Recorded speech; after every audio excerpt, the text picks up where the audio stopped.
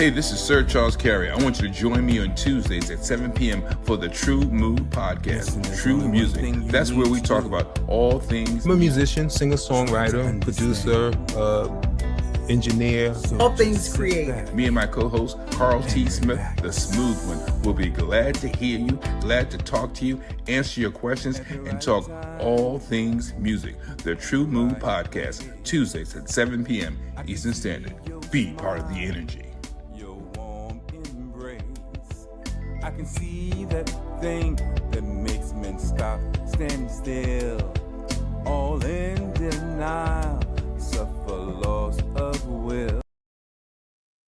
All right. As somebody would say, we're back one more time with another episode of the Tru-Mu podcast, where we talk about all things creative, all things innovative, business, or entertainment, because almost anything seems to be relevant today. What do you say, Carl T. Smith? Yeah, I think you're right. Oh, man, today is going to be another good one because we have a special guest.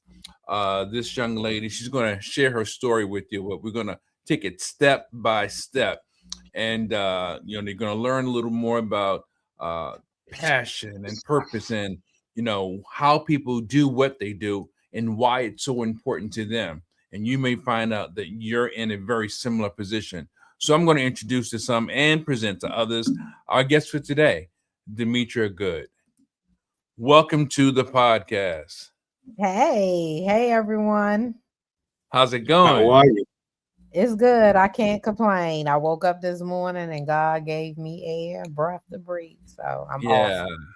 I know that's right. And I just, not to rain on your parade, I just got some bad news. So it's good to be grateful for every day that we do wake up. So I'm like you, I am grateful. What I would like to do is start slow, pace with you. I want to talk about the beginning, how you started out in life, how you got to where you are, and what's in your not too distant future. Is that fair enough? It's fair enough. And I'm just going to say, if you hear my dog bark, May bark. It's somebody, I just want to let you know. Okay. We'll put a muzzle on him. That's all good. So, tell us about the young version of Demetria. The young version of me? Yeah, the little girl and maybe the teenager. The little girl in me was, the little girl in me grew up too fast. Oh, okay. The little girl in me grew up. The little girl in me didn't have guidance.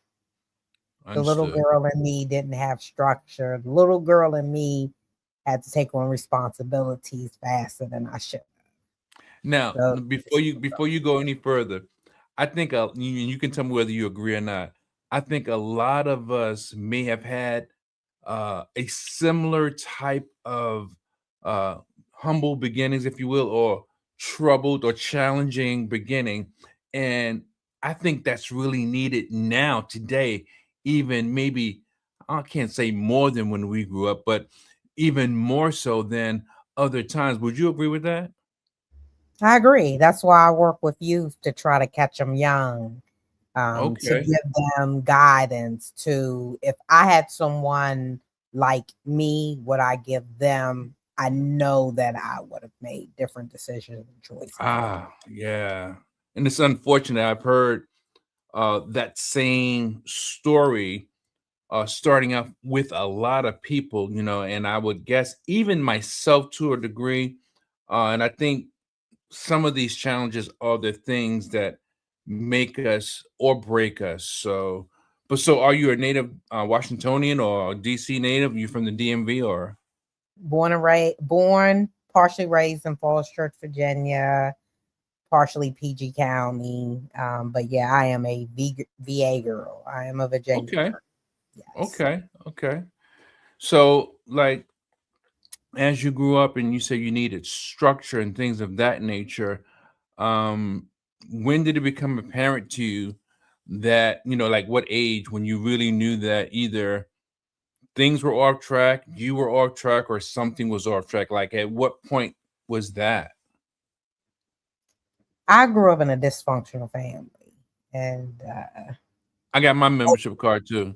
yeah, and a lot of us grow up in families where we have to silence, be quiet to protect other people's negativity, demonic behaviors, you know.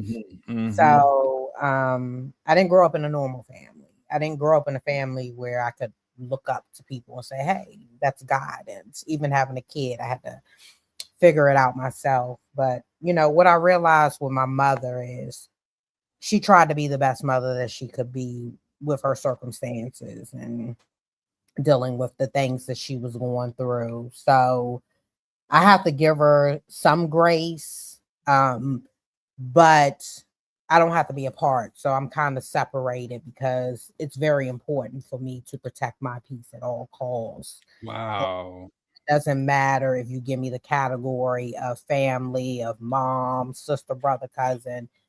Protecting my peace and energy and blocking negativity is what's most important in my life, because within the last 5-6 years through this healing journey, this is the first time me loving myself and the first time me being at peace.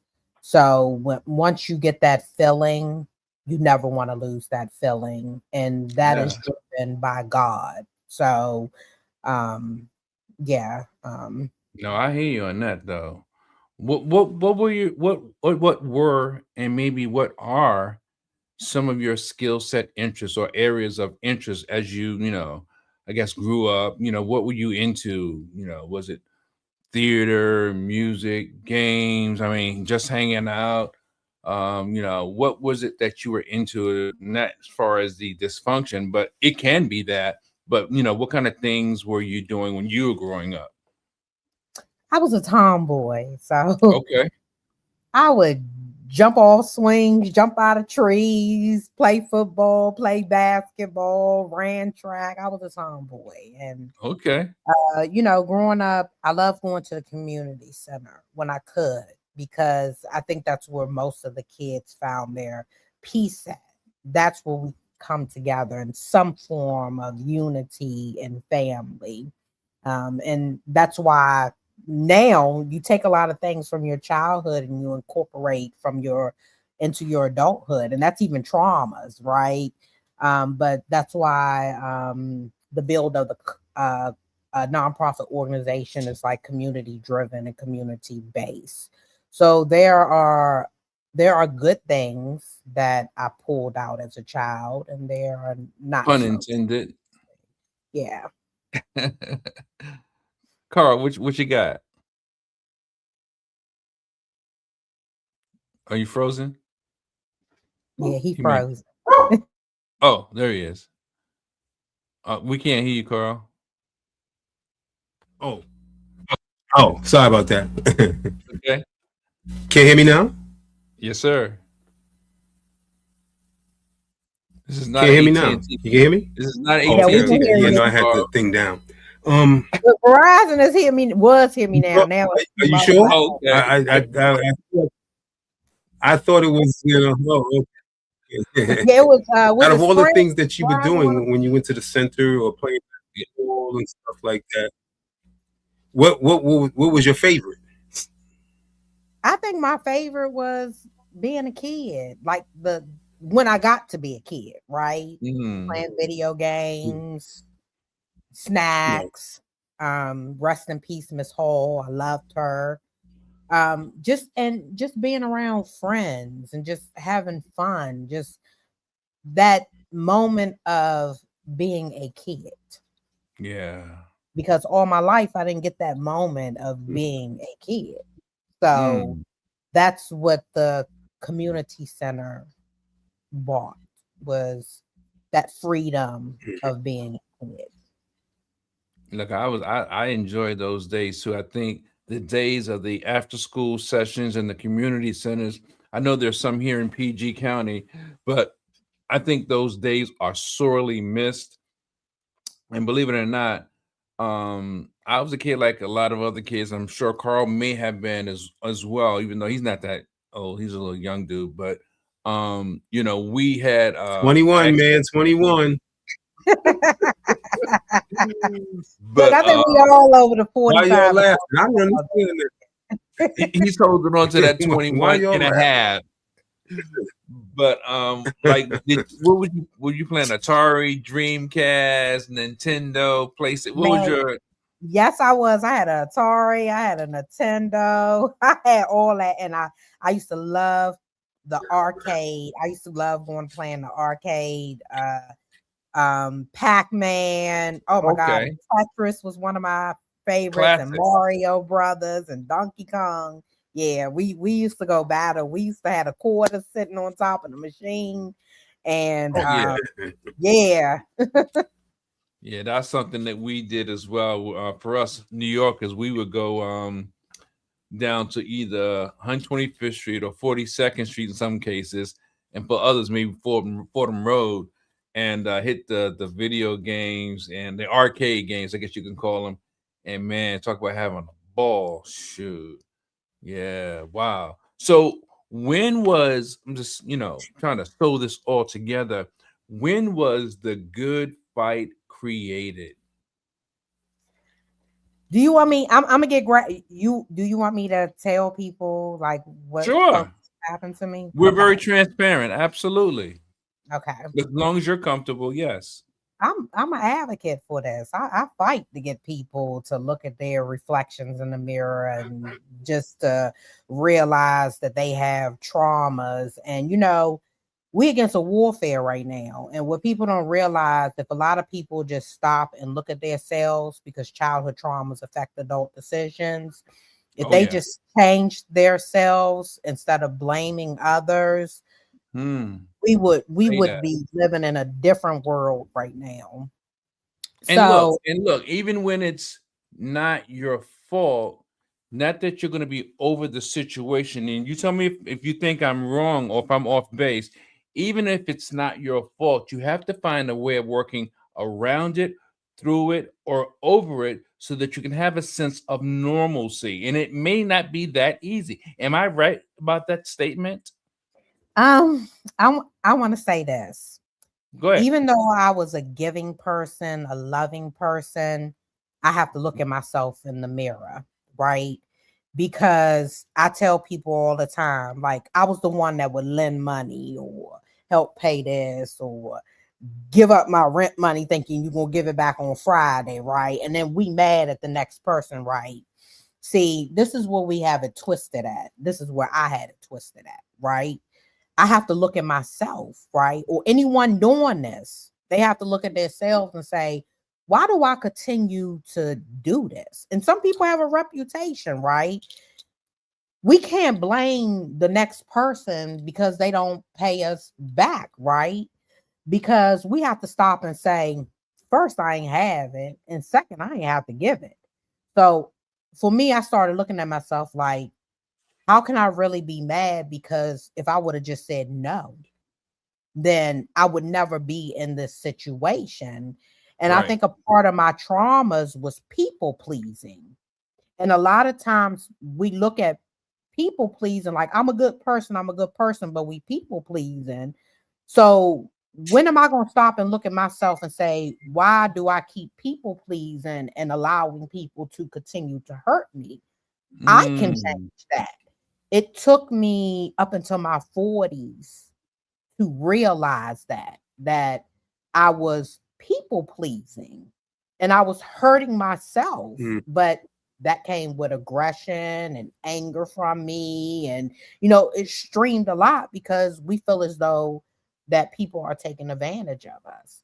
But if we take back control and we don't allow people to take advantage of us, then we won't be in a situation. So a part of my healing journey was I had to look at myself and me people pleasing and learn from childhood that was a part of my childhood traumas. So now I'm able to say no. I don't allow people to take advantage of me. And people have to have the power in their words. And some people are afraid. Some people want to fit in. I was a fit in, a people pleaser. But then when I realized I didn't have to do none of those things, I didn't have to fit in. I didn't have to have the cookouts. I didn't have to invite people, because we attract negative energy in that in that scenario too. So once I started going through this healing journey, my circle changed. The people that I was around changed. And there you go. I could tell you this: God has blessed me with a beautiful circle. And a lot of us have been through some of the things where we did, but we had to look at ourselves. And we learned the power in the word no. That's a full sentence. Somebody once told me no is a complete sentence. You don't have to. You don't have to give no one the money. You don't have to get up and get in your car and burn your gas money with the same people that ain't putting gas in your car. You don't have to pay for nobody's Uber. You don't have to. That is not your responsibility nor your obligation to do so. So with the nonprofit, I'm able to do work and to actually give to those that need, not to give to those that take advantage, So that's the beauty in what God has redesigned in my life. I took a weakness and turned it into a strength. Yeah. Go ahead, Carl. No. Oh, I'm sorry.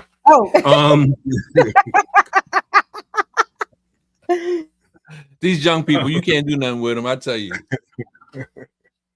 So as you learned how to develop your strength, what is one of the proudest moments of you using that strength? The proudest moment of using that, the proudest moment of what that strength has done, it caused me to put myself first, because I always put myself last. And it has caused me to learn the value of loving myself instead of loving other people that don't truly love me, that only love the benefit of what I was doing. Right? So that's what that has done for me, is there's no replacement in the love that I give to myself now at all. Nice. Very nice. So who do you serve with your organization? I heard you mention youth earlier. Is it just young people, or is it women also, or like how is it broken down? We serve men, women, and youth. And we also have a podcast. It's called Unfiltered Unspoken Podcast, where we actually share life experiences of other people, all types of traumas, not just the domestic violence piece of it, or we share all traumas. So it's a resource base. So someone that is going through something can look at someone else and they can potentially start their journey to healing, because it doesn't always work with therapists. What I realized through my journey was I did go see a therapist, but it wasn't a benefit from me, because my therapist didn't understand me, because they never went through anything that I went through. So resources, helping others through life experiences, bringing guest speakers in that have been through stuff, getting out in the community, doing the work, speaking engagements. So we work with men, women, and youth through all life traumas.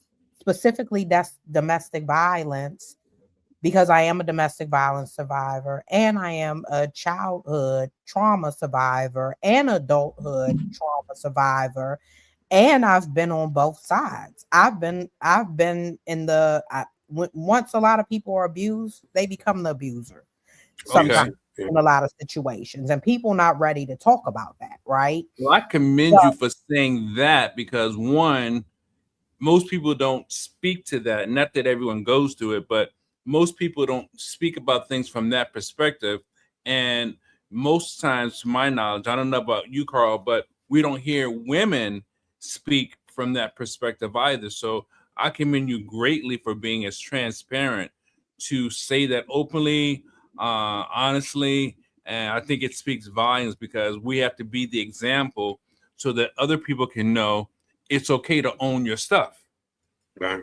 Yeah, we have to, because the thing is, women actually get by with a lot of stuff because it's a woman, because it's a woman. No, there's no excuse for a man, woman, or a child to take their hurt and put it on somebody else. And Woo, even man, through you this preach to the choir. journey, one of the first things that I had to do was apologize to my kids, because yeah, a lot of things I wasn't aware of, but my kids had to suffer through what I wasn't aware of. And even me being in a domestic situation, my kids were traumatized from the relationship. My kids was traumatized from some of my unhealed version of me. So the first thing that I had to do was apologize to my kids and to acknowledge my faults. Like, I have 3 kids, my son and 2 daughters. Me and my son, we don't have the best relationship. And it's bigger than just my unhealed trauma. It's also about him being around unhealed people too, right? Yeah. So, but I have to live in those truths each and every day of my life. But living in those truths, I'm going to take accountability for those truths, which gives me a sense of peace to move on in life, because I know that I faced it. I know that I've taken accountability for it. And I have to just continue to move on to educate others that we have to take accountability in our situations. We have to apologize. And women do it a lot because some men don't want to hit women. So I talk to a lot of men where they're going through abuse, and the woman doesn't acknowledge it. And the man becomes weak, or they throw. A lot of men don't like to talk about a lot of men don't like to talk about their truths, is because when they come to a vulnerable state, if they get in a heated argument, it's thrown back in their face. They're belittled for expressing how they feel. So Not to I've mention, Mhm. not to mention that the courts normally side with the women. So if a woman manipulates and provokes a man, he's in a lose-lose. Yeah, absolutely. Yeah, I see a lot. I'm dealing with a situation right now with one of the parents that's going through that. Wow. And actually, I Understood. feel as though the child should be with the father. So it's a lot of kids should be with their Mm. fathers. They shouldn't be with their mothers. And we get to a state where a lot of women feel as though they're these wonderful parents, and they're just not. Yeah. So the reality in life is, me working with kids, I see how much the parents are hurting kids. I see how much the parents blame the kids for their behaviors or their issues, and it's actually the parents' traumas that is causing the kids to suffer. But they not ready to hear that conversation. I've lost kids Yeah. because I've confronted parents. So, Wow. um, yeah. Wow. That's powerful. How long has your organization uh, been in existence or been established? 2021, the nonprofit, it went from the regular to nonprofit, the nonprofit December 2022. And we work with a lot of youth. Some of my youth have been with me since day one. I have some that's come in and they're with me. We have community engagement. We do cooking classes now. We donate clothes. People can come in and thrift on certain days to get clothing. Proceeds go to supporting our nonprofit. Um, Yeah, please share some of the activities, yeah, donations, cooking. yeah. What else you guys do? We do a lot of mentorship. One of my business partner does therapeutic boxing with the youth. We help them with their homework. Um, and to be honest, almost all of our kids, some of our kids came in failing and their grades are up. So Okay. we invest a lot Mm. into the youth the investment was so much that I had to learn boundaries or work-life boundaries, because that's how much time I was putting into the nonprofit, almost burning myself out. So I'm thankful, you know, my daughter, whom she's on the board, and my Oh, business good. partner. He has a nonprofit organization. I just went back to work. I was out of work for 5 months, still trying to figure out how to keep the nonprofit going, still trying to just, you know, make stuff work. And, you know, they've stepped in on Tuesday and Thursdays to continue our community outreach with the youth. So we just have a lot of stuff going on. People can look at our website, thegoodfight.org. There's a E on the end of good.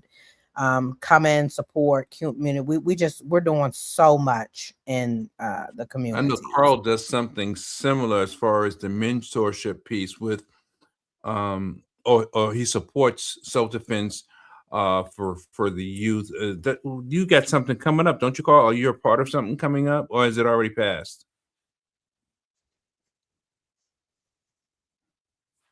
Oh no, May 23rd, they got a community competition coming up.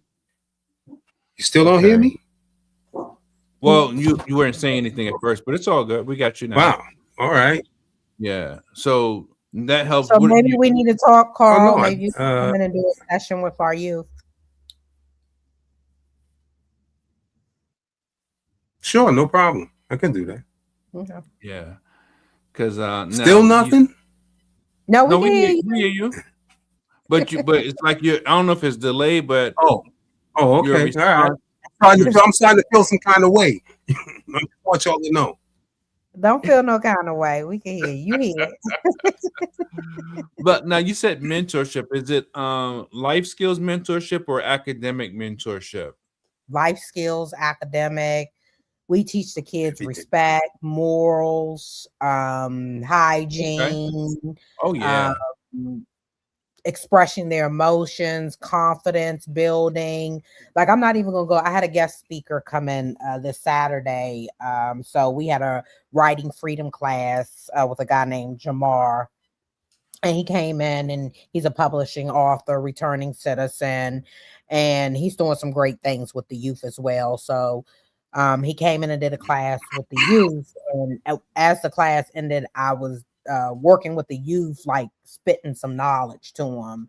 And after we finished, he walked up to me, and by the way, he did an amazing class. My youth want him to come back, so I just want to say that.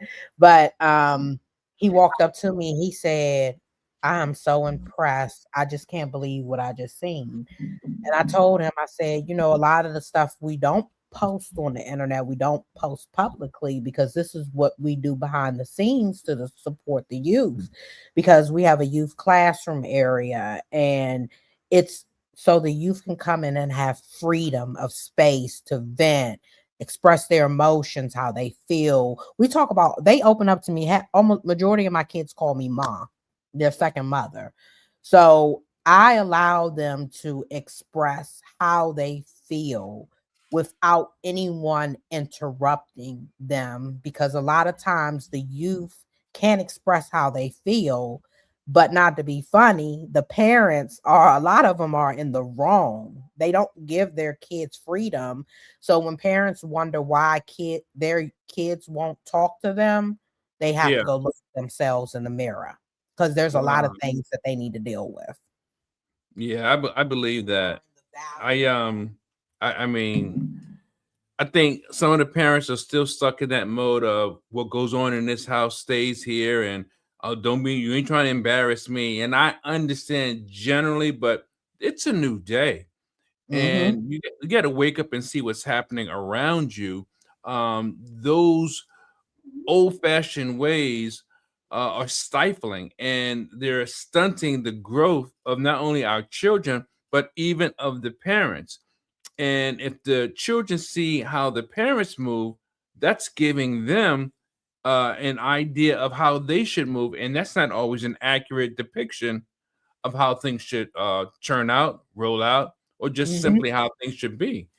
You know, I think I have a couple of and you know, I'm gonna say this real quick. I have some amazing parents. I have some parents through the good fight, and they can testify to this.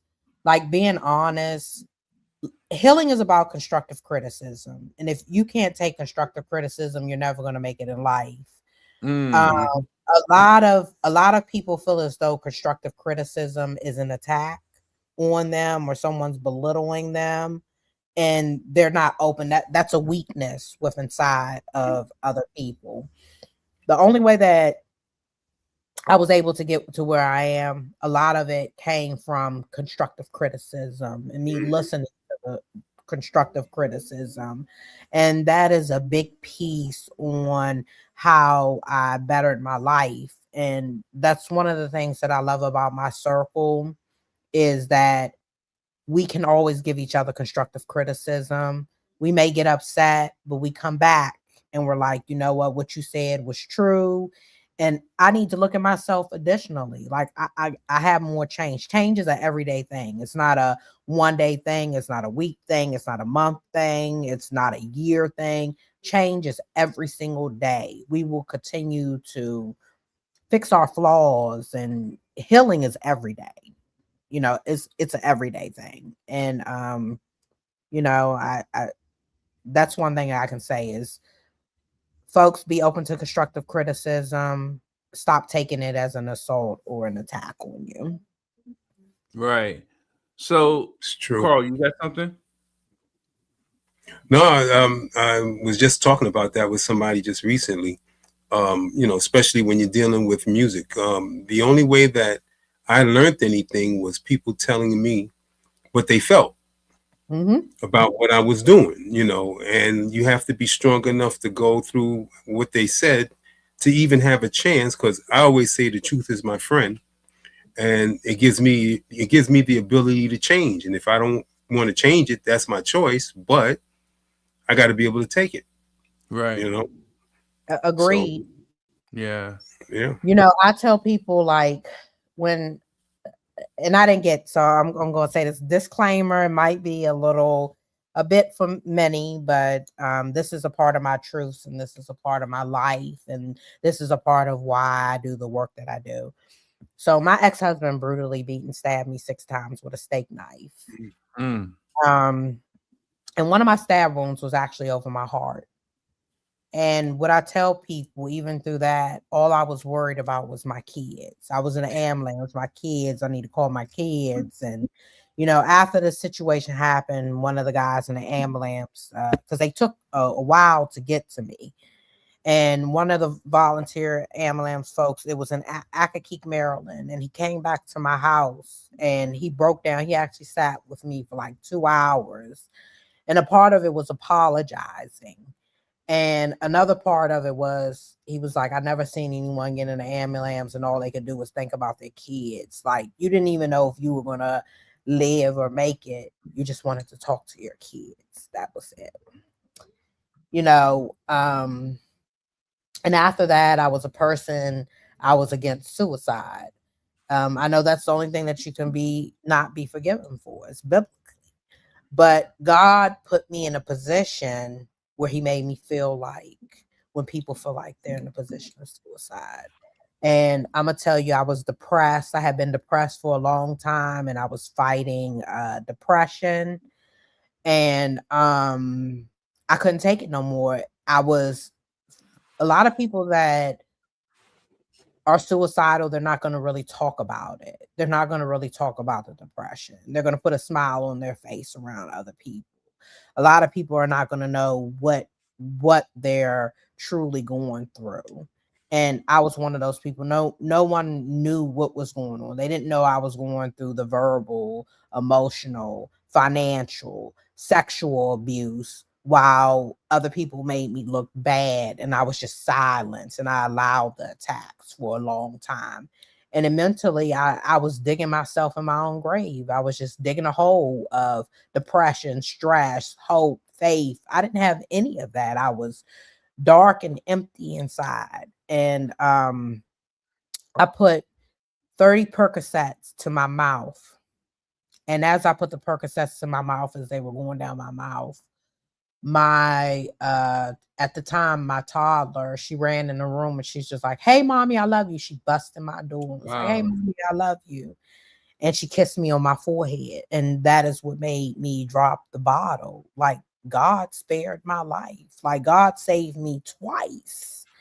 And I tell people, when I almost lost my life, when my husband was beating and stabbing me, God will reveal his life. If your life is almost taken, whether you live or die, God gonna present himself and you gonna see him. And it's an unexplainable feeling. God looks like a ball of light. It's all different lights, and I can't even.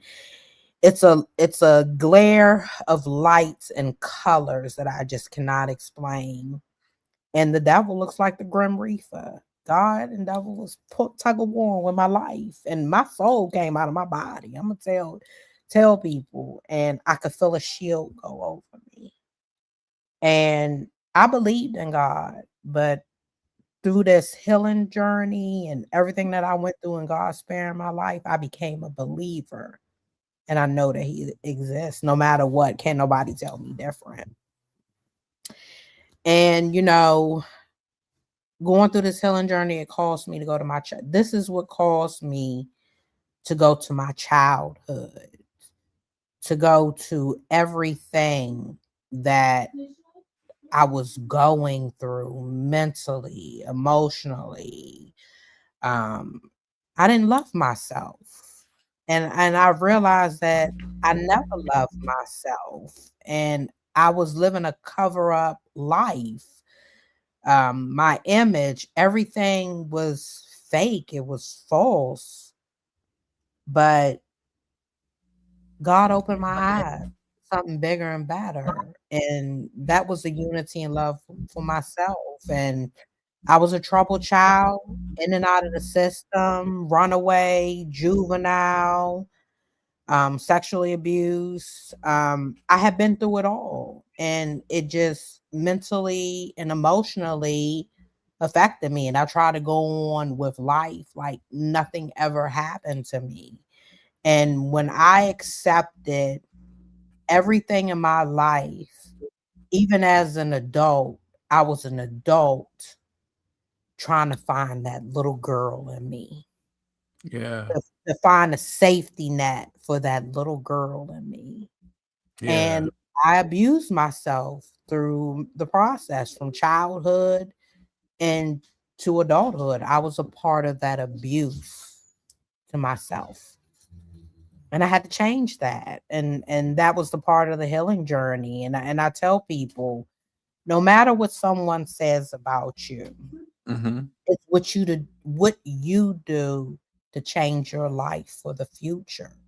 They know that person that was unhealed. They know that person that was damaged. They know that person that they could manipulate.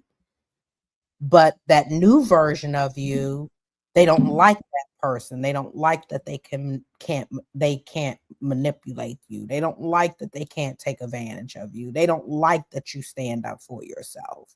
Right. People always want to see people in a bad position, because when you're unhealed, you do unhealed things. Yeah. Right? So Hurt people, and we're all children and grown-up bodies. yeah. Yeah. Wow.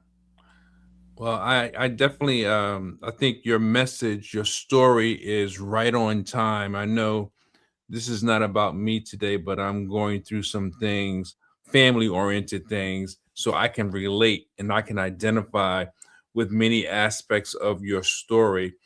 And again, I commend you on your transparency. And all you got to do is, as you already know, keep on fighting the good fight with the knee. So tell us about this event. So this is our 5th annual nonprofit charity event. It helps raise proceeds to support our nonprofit organization, operations, youth, because every day we're fighting to continue our efforts and to keep the good fight alive. I want to thank you, Sir Charles. You will be in the house with the band. So Just thank y'all so much for being a part of this. JD, the DJ, he's been rocking with me, supporting the good fight since we started. Another believer in the good fight. It's going to be elegant. I'm not trying to be funny. I don't have anything against the DC culture, but there will be no go-go music. Fine with me. No rap, R&B. We're gonna get back very classy, 80s, 90s, maybe early 2000s, some Motown. I just want it very elegant and very classy to bring back a feel that we're missing. And it's a lot of drama in our communities with everyone fighting instead of uniting. And right now, I want a positive piece, a positive outcome. And my healing came from music, and just comforting and just positivity. So I want to make this event solely about positivity. And it's nothing against any music because I listen to all music. You'll hear me thumping to any music. It depends on what I want. But for this event, I'm bringing back a feel that we used to have before, So I just want to, it's about crowning courage. It's about healing. It's about unity. It's about networking. It's about laughing. It's about memories. And we're going to have LDW, one of my sponsors. They have a dance team. They're going to do a dance performance. We have a poet that's going to do a poetry piece there. And we have Sir Charles is going to be there too. So, and DJ. I get, thanks to Skrillex and Bread Stacker, he's going to open up for us so we can hopefully shut it down for you guys. Yes. And we're going to have to chat. I don't know if you want to open or close. I don't know how you want to do it, middle. So, yeah. Okay. We'll probably close, but we'll talk about that if need be. Yeah. Okay. Wow, this is great. Look, you're putting in the work. Obviously, the work is not over. There's still more work to be done.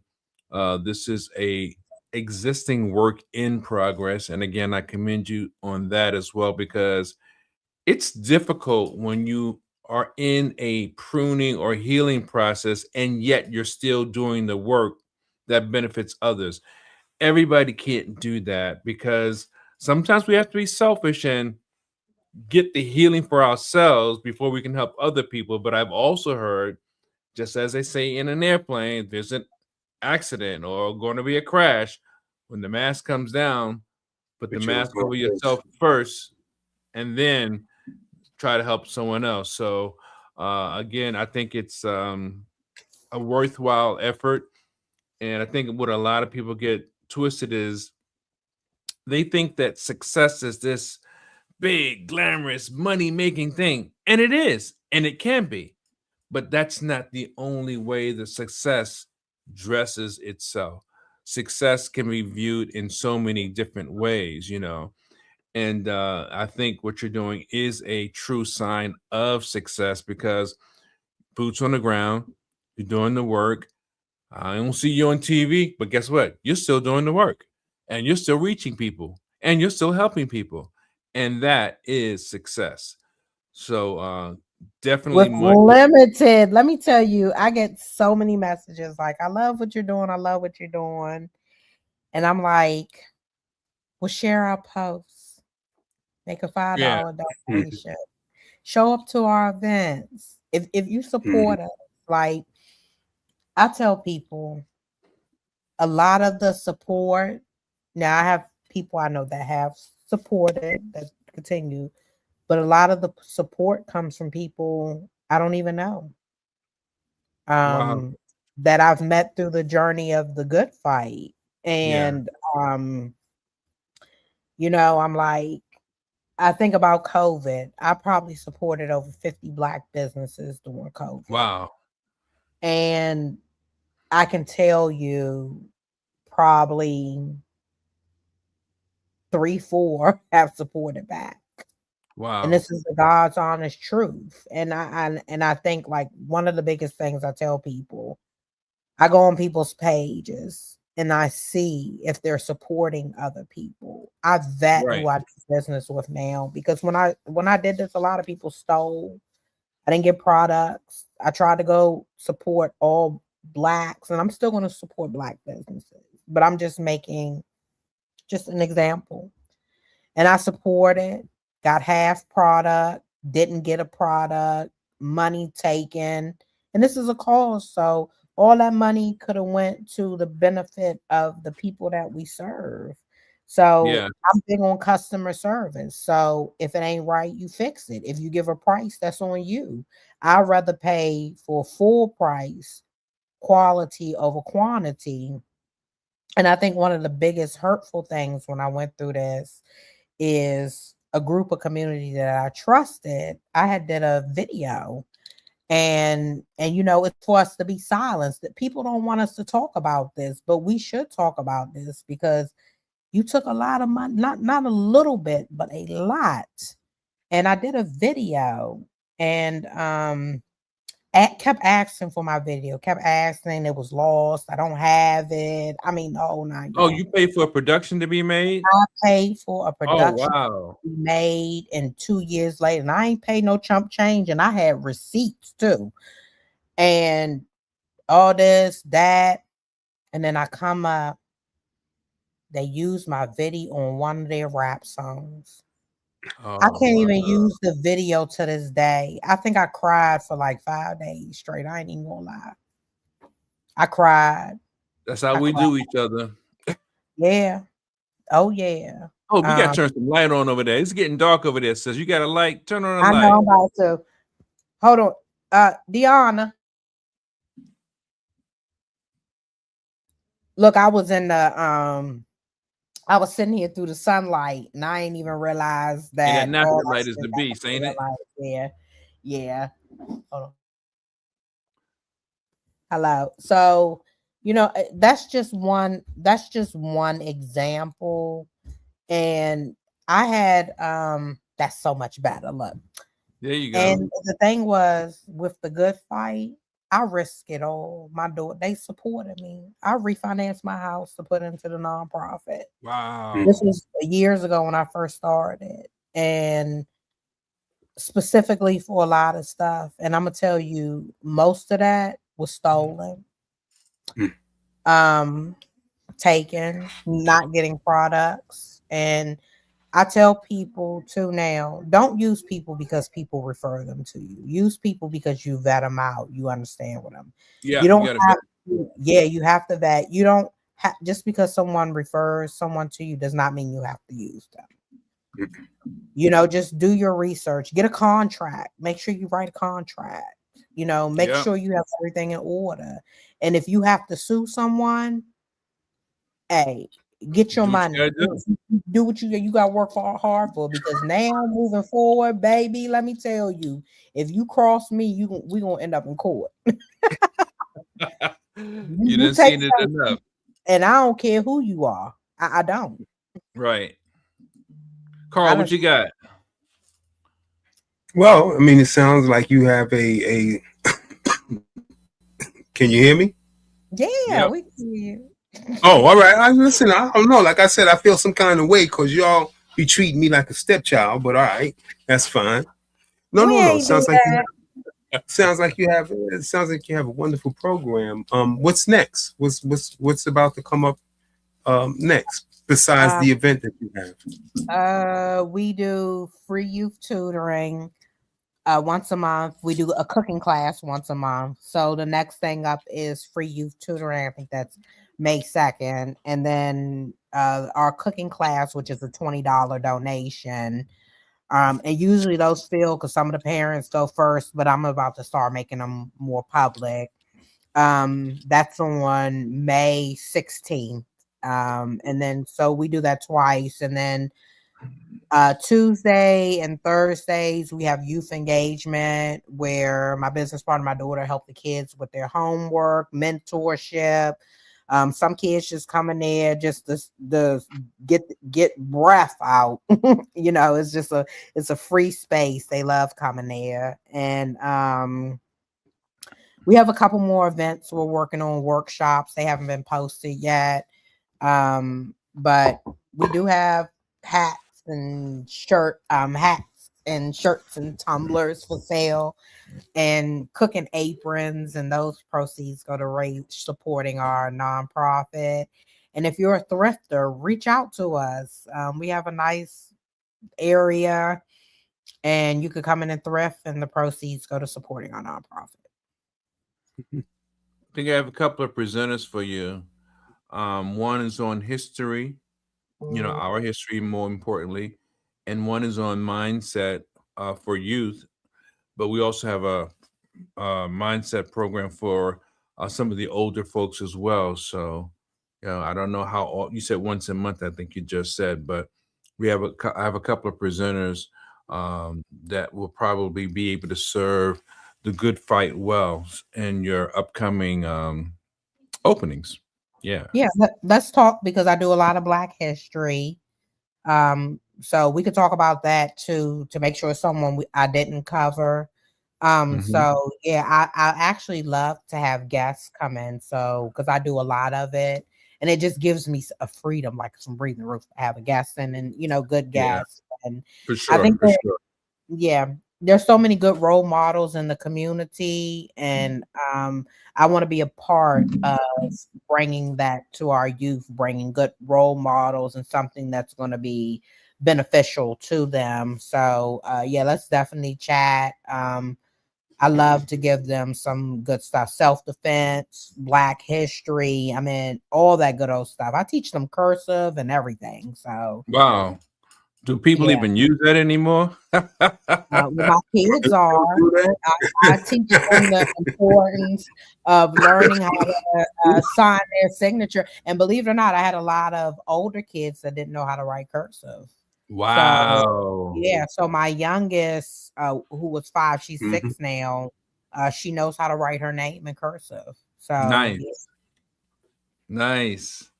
Oh, that's a skill that was almost like mandatory. You go in any classroom back in the day, and all across the top of the classroom, not only was the alphabet, the older classes, you had the examples of each letter. That is fantastic. Yeah, well, with that being, don't know how to sign their signatures no more.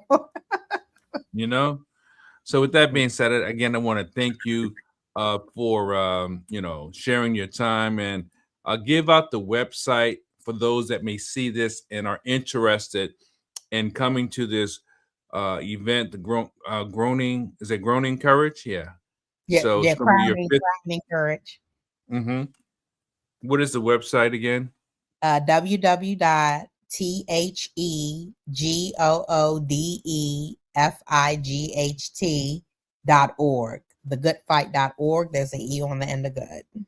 So you're going to get dance, you're going to get poetry or spoken word, you're going to get live entertainment, you got a DJ, you're going to get some of the best food in the environment. It's going to be just right, folks.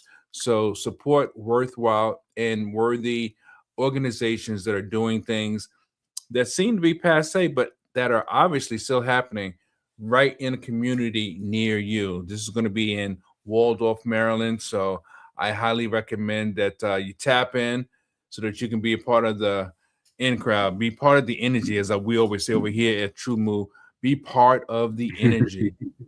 And Sir Charles gonna be in the house. Oh yeah, Soul City Collective will be there live. Look, real instruments, not just a recording, not a tape, but keyboards and drums and bass and singers and all that kind of thing. We're gonna be doing our thing, and we want you in the house. So be part of it. With that being said, I think we're gonna get ready to vamos. If Carl want to close out with any comments, we'd love to hear what you got to say, brother Carl. Carl frozen again. Was such a pleasure meeting you. I wish you all the luck in the world. And please, let's keep in contact. Yes, please. And stop treating me like a stepchild.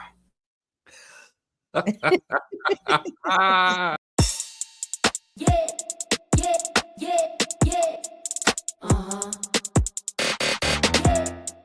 You're sexy, so good to me.